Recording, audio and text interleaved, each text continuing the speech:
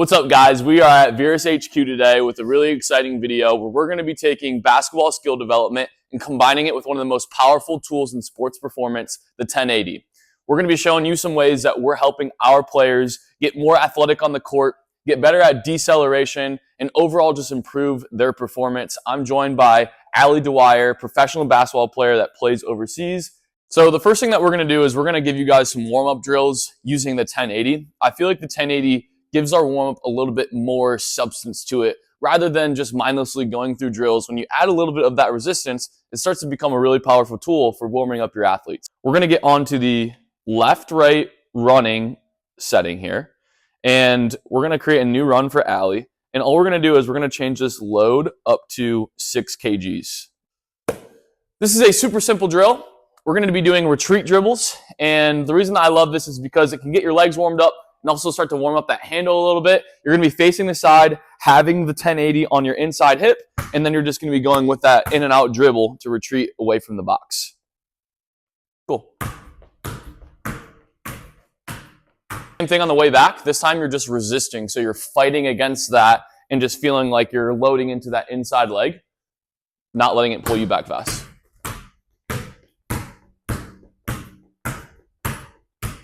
Great. So you're going to do this both directions. Usually you could do this to half court. You could even go the full length of the court when doing this. Again, just a great way to start to get your hips, your glutes, your handle warmed up and ready to work out. So for this next drill, we're going to start to combine the retreat dribbles and we're going to go both directions. So you need to make sure that you have your settings set up properly so that the 1080 adjusts to your speed. And you'll start to understand what I mean by that as we get into the drill. So we've got our assisted speed here in the bottom, right? You want to make sure that you turn that up too fast, because if not, when she starts to retreat towards the box, the rope will go slack. So this time we're going to combine that same retreat dribble and we're going to start to move both directions. So you're going to get that resistance on the way out and the assistance on the way back, right? So you're going to be starting away from the box. You're going to move yourself out a little bit. The ball is going to be in your right hand and you're going to move on the retreat dribble. Stay still on the cross. I don't want you to actually move on the cross, right? Now that the ball's in my left hand, I'm moving towards the box, then I stop.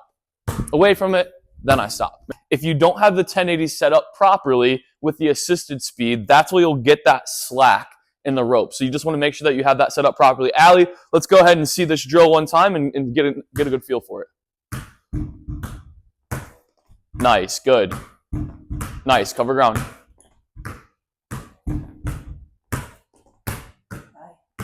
Awesome, good. We're going to go into drill number 3 here. We call this split betweens. You can go ahead and keep your settings on the same settings that you had it at, starting out with 6 kgs. I feel like this is a good number for most athletes. If you want to go ahead and bump that number up, if they feel like they can still control that weight, feel free to do that. So your split betweens, you're taking one dribble in between. That split is when your feet hit at the same time, and then you're exploding out with each dribble in between that split betweens. All right, let's see it.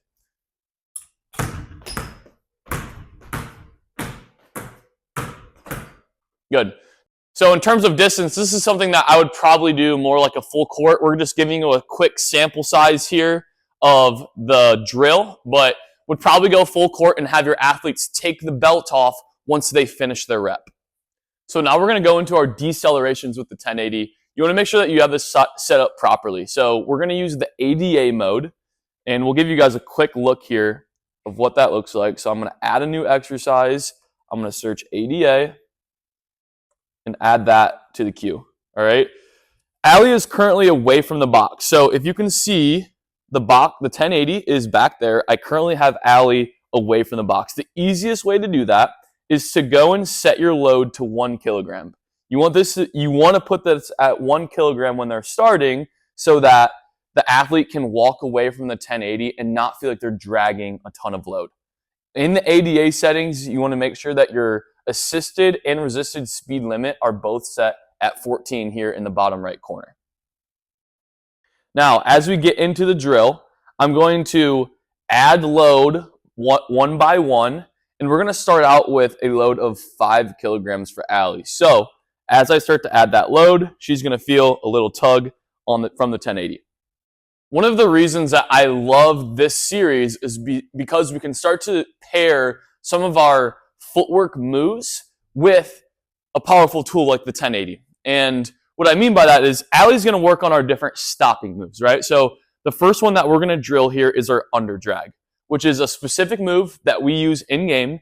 And the way that we're going to get into it is starting with your strong side forward. Allie's left-handed, so we're going to start on her left side here. Left foot is forward on a live dribble. She gets one dribble into her under drag, and that 1080 is going to be pulling her towards the box. So if we're thinking about this in terms of deceleration, it's going to make her feel like she's moving faster than she really is, forcing her to get really good at slamming on the brake. So let's just get a good test run here at 5 kilograms, and then we'll start to up that load.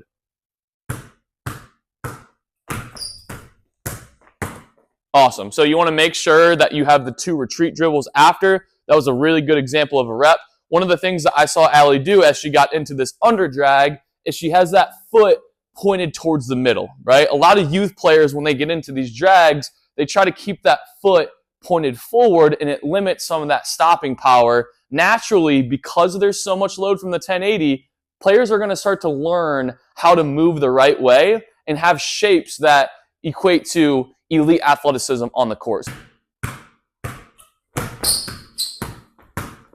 Awesome. So that was 9 kgs. I'm sure you felt a little bit of a difference there. For sure. Yeah. Definitely pulling. Yeah. Pretty strongly. So I asked you to get up to 5 miles per hour. You got up to 7.61 miles per hour and stopped in 2.42 yards. So, in terms of a performance standpoint here, those are like really aggressive forces, right? So if we can get her to be really good and comfortable stopping at those forces, you got to assume that in games, it's going to feel even easier, right? So that's a good example of our 1 dribble under drags with our ADA setting on the 1080. Just to give you guys another example of a different stopping move that you could use to work on your decelerations, we're going to give you a 1 dribble inverted drag. So Allie's going to have the ball in her left hand. She's going to explode out of her stance with her right foot and get right into that inverted drag. And then once she inverted drags, she's got her 2 retreat dribbles so that we get that confirmation on that test. Good with that, Al?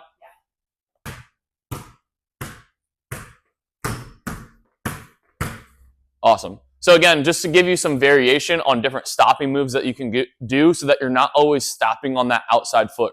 Your under drags, your same foot punches, those are going to be stopping on your outside foot. This inverted drag gives a little bit of a different feel where you're stopping and decelling off of that inside foot, just adding different forces on different planes of motion here with that.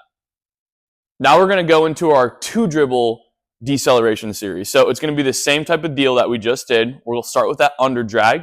And this time you get 2 dribbles to accelerate. Your 3rd dribble is your under drag. All right, so I'll start you out at 5 kgs again. I would say a good goal is anywhere between 8 and 10 miles per hour on the way in. Cool, on you.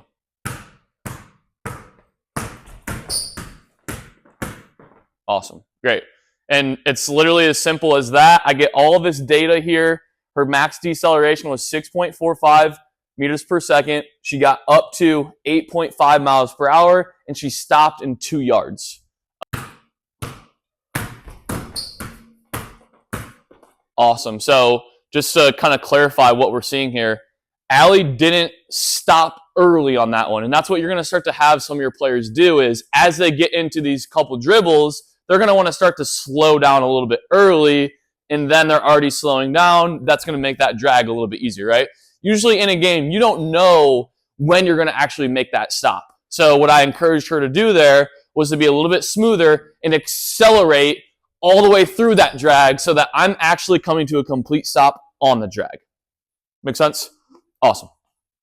So we are here at one of our training courts at Virus HQ in one of our back courts. And the thing I love about this is we're going to be able to get an insane workout if we were doing this in a really limited amount of space. So you don't need a full court or this crazy facility to get this done. We're doing this in a 20 by 14 section, and by the end of this workout, Allie's going to be really feeling it, which I love, and that's why one of the reasons that the 1080 is so powerful is it can take what you have and just elevate everything to get an even more intense stimulus to your high-level athletes like Allie is, right? Let's do that same thing now. Now we're going to get into that speed stop. So again, feeling like you accelerate all the way through that last dribble. That speed stop is going to be stopping on that inside foot behind the back. 1, 2. Cool? Good. Really good rep. Really good rep.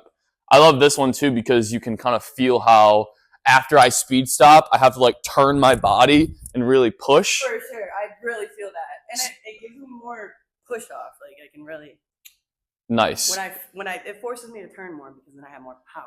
Oh, okay. So if you didn't Like turn, you wouldn't be able to get back as fast. Yeah, I can really feel like when I'm turned this way, I can really push off versus when I'm more like this. Yeah. Now I'm not getting as much power. Yeah. So I really feel, it just forces me. Just kind of going back to the feels, like what are you feeling as you get into the speed stop? Like, are you feeling this in different, like are your quads, you really feel it in your quads right now? Like, what are you feeling as you go into these decelerations? Yeah, so like I feel it like when I'm coming in, definitely like more in the balls of my feet and like in the front. Mm-hmm. And it's pulling, right? So it forces me to be more on top of myself rather than forward. Just be more like within my own frame. Yeah. So that when I go backwards, now I'm already here. Like I don't have to adjust that much more. Yeah. And I can get right into my retreat. Awesome. Okay, let's do one more of that speed stop variation.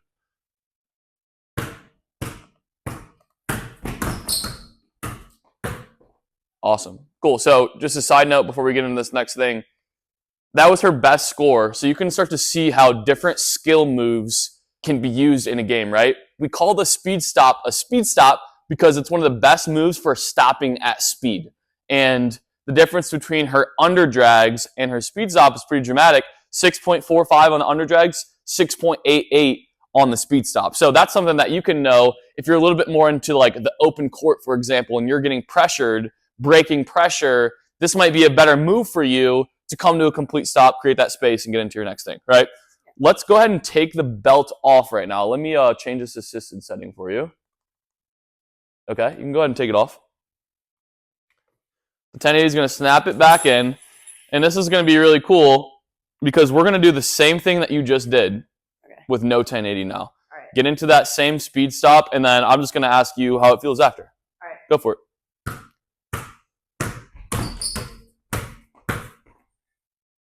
Nice. Strong? Feels explosive. Yeah. It's like, you run with the backpack, you take it off.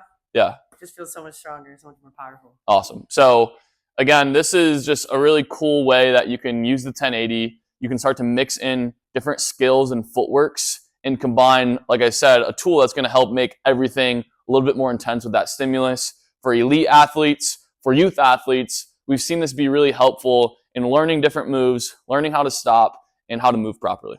Great work.